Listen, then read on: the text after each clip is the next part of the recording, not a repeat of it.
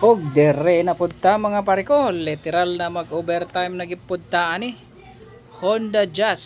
So nanawag si customer na blinking D daw ang problema sa iyang Honda Jazz. At di ara nakita na to. Wala pa yung Conmex. Physical inspection pa lang na mga pare ko. Nakita na to ang shift solenoid socket na putol.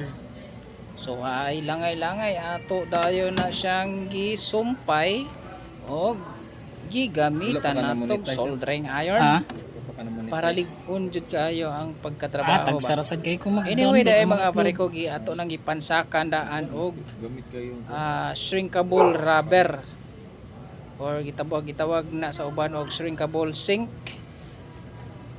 para dili na ta mo gamit og kanang electrical tape ini kuman og solda. So ato lang na siyang gamitan og lighter. So pareha na inyong nakita ron no.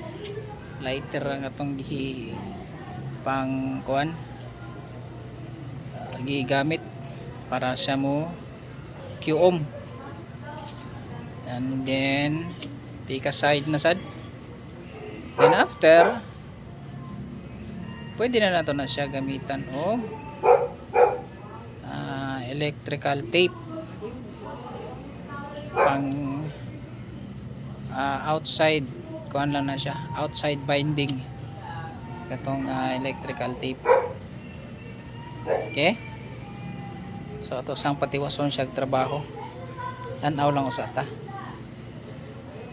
Okay, samukan na ba na siya na inig tabi niya magtrabaho siya, samukan na siya, tan-aw lang na to.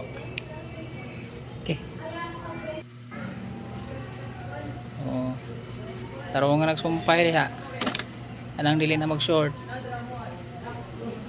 gani na ron na mahimo ginang purol.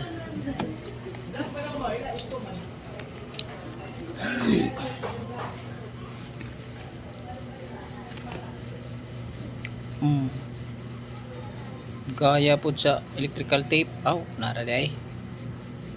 Suma sa akong giingon mga pare ko, outside de Colombo na ang tape nga to ang gigamit para lang mabind ang insulator.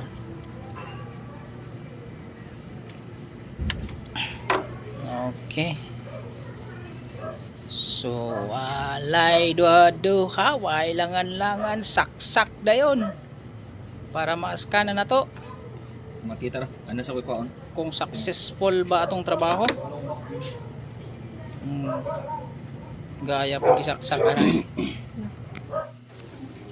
og di ara nakita na to ang fault code mo ni kita na mo sa transmission YouTube. good. solenoid Shift solenoid open ni kanang open open or na short sabot pasabot na ay putol nga wiring.